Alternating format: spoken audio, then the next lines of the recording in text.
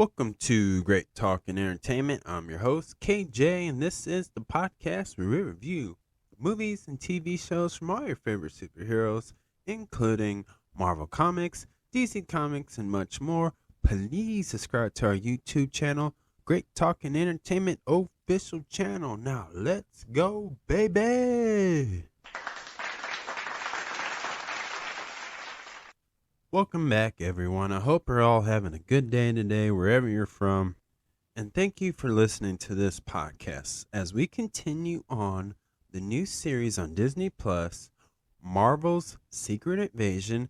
This is episode 3 spoiler review. And of course, all the episodes will be a spoiler review. So if you have not seen this show yet, pause this, hit the thumbs up before you leave, go watch it, come back, listen to my review, and tell me how you guys feel about Marvel as the shows and the movies or each episode. I would love to hear your guys' opinion and how you feel and what your guys' theories on the next Marvel surprise or movie or show. Let me know in the comments below. So, again, this is a spoiler review, so you've been warned. Let's get into it. Episode 3 starts off with a flashback on New York, 1998. Just showing us the origin love story of Nick Fury and Vira, which just gives me a lot of questions and theories about what this relationship was like and how this really all started and why. But we get to the present day of this show, and it seems like how it just shows how things are kind of broken in their marriage right now. And Fury's, just for the fact that the blip and Fury just going to Saber operation, Saber, and just seeing how that Vira is heartbroken about this, and it leaves a mark. Like she said, she understands when Nick Fury has to go, but when Nick Fury disappears, that leaves a mark. So they show back in 1998 in New York City that they were happy. It looked very colorful, but in the present day, the scene, the lighting looks dark, kind of gloomy, and their marriage is in trouble. And I would hope Nick Fury, as the man he is, he would fight and try to keep her happy and win her back. I understand he's in the business of being a superhero, saving the day, but dang, come on, save your own marriage. Another thing that happened, we find out who she was on the phone with later at the end of the episode, and it was Rhodey. And it seems like they are working together in some way. Graphic shows the council of this machine, and that turns Skrulls into super Skrulls to take over the world. And we see Gravik is losing trust to Gaia as she is helping her dad, and they had a sit down, and Gravik made it clear to Talos that he's not backing down as Talos tries to change his mind, but it just failed. And as he's broken down too, Talos is, and he took this very personal. And at the end of this, now we see Talos working together with Nick Fury, and they had an interesting conversation at the breakfast or at the pub, because they're in London at this point. And we see them just, saying, look, you need me, I need you type thing.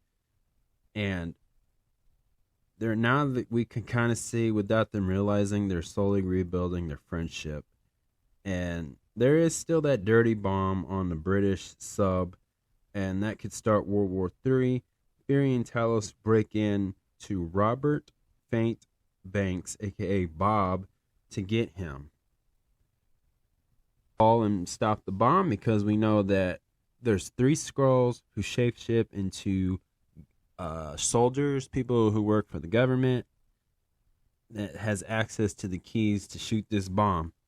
And the password for that was Zachary, which is Bob's son. And they needed him, but he refused. He even told Talos, how can you protect me if you had a hard time getting in this? So everybody knows Talos has been off his game, and he's not in the right mind. because his wife has passed away. His daughter doesn't want to be with him, and she kind of blames him for it all. But luckily, thanks to Gia, she pretty much, or Gaia, I'm sorry, it's Gaia, but she pretty much gave him the answer because he wouldn't talk, and he changed his voice and used the password. But then that leads to Gaia getting shot. But I don't think she's dead. Even though Gravik shot him and she looks dead, but I don't think she's dead because I think they have a bigger role. So, and I'll say that later. Super Skrulls. So I think this is gonna hint some stuff, but I think this is how they may introduce Spider-Woman, aka Jessica Drew. And this is why I don't think Gaia's dead. I think that she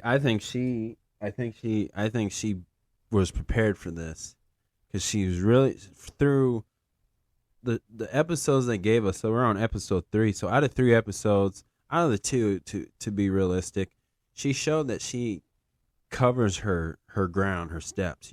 She makes sure what she's doing is not noticeable, not seeable. But from the slip, he started losing trust with the last Skrull who was getting tortured. And it didn't add up that Skrull didn't know the location. So we knew that. So she kind of slipped, but Gravik is a dangerous man. But she kept trying, and she thought she can keep doing this. So I hope that she has something or someone to bring her back to life. Because I think maybe she had a bulletproof vest, because all that he's using is guns that the human race use, because that's all we have. So I think she survived it. I hope. I'm just hoping, but I don't think she's dead. Because again, I think she's very connected to the Young Avengers. Now, I got some theories that I want to share. I got 5 theories I want to get into. So let's start with the first one. Vira and Fury have a kid. Again, I said this on episode 2, but I think they have a kid, and I think that because honestly, I'm just going to be honest, I think this season is really teasing that Nick Fury's death's coming on this show. And who is going to replace him? Who's going to take his mantle? Well, if he's been married to Vira for a long time, since, I don't know, they said in New York since 1998. Yep, 1998. That's been a long time. In since phase 1, basically, in a way. So he has a kid, and he's a grown man at this point. So I really think that could be a possibility. Theory number 2, Spider-Woman shows up in this season. So Spider-Woman, who is usually played by Jessica Drew, and she is a secret agent from S.H.I.E.L.D., and I think that she's a Spider-Man. She's Spider-Man in the sense, but instead of having spider webs, she don't shoot spider webs, and it's a different origin story. So she's not a Gwen Stacy. She's not a Mary Jane. She's just a different type of person, and she's from the same Earth as the main Spider-Man, and so she'll definitely be in the same universe as Tom Holland's Spider-Man. Unless I'm not sure, but if Sony owns that property, which if they own, they do. I think they do. Let me rephrase. I think Sony owns that property, but I think Marvel Studios and Sony are working really good together, and with the Spider-Man right deals, that we're gonna get Spider-Woman. But I think if we do, and this is big because usually Sony keeps the Spider-Man properties on their side. You don't normally see them on a Disney Plus show, but with everything going on in the success of in Across the Spider-Verse movie, I think that and they need some help because they got the Craven the Hunter movie coming out. So you might as well, if they do this one thing for Disney, Marvel Studios, this would hype up for the Craven film. So I think even though Sony probably owns the property to Spider Woman, which makes very sense, that they'll allow this. Sony's gonna allow this season of Marvel Studios Secret Invasion to show Spider Woman to show up, and I think Sony and Marvel Studios are gonna share some of these scrolls or scrolls in a different universe where Morbius and or Andrew Garfield or Tobey Maguire's version of Spider-Man, they have their own version of scrolls, but they can use the scroll name with the same look and design. Maybe. But that's one of my theories, and I'll die on that hill for that. I think theory number 3, Brave New World, which is the next Captain America movie, number 4.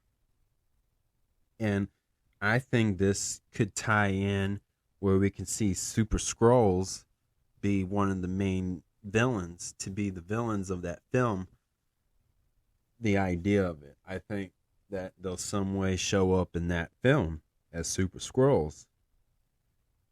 And then theory number 4. So there is 2 popular characters from the Super Skrull. So there's, I'm not gonna say well, I'm gonna try to say the names, but please, I apologize if I butcher these names. So let me try. The first Super Skrull is Clerk. He is a Super Skrull that has mimicked all the Fantastic Four superpowers, which I believe this could be the way to introduce the Fantastic Four in this show. Like, honestly, they can just show up. I mean, might as well. I wish, I hope, right? But this expands the Skrull saga story within the MCU as well. Like, the Brave New World, which is Captain America 4 film.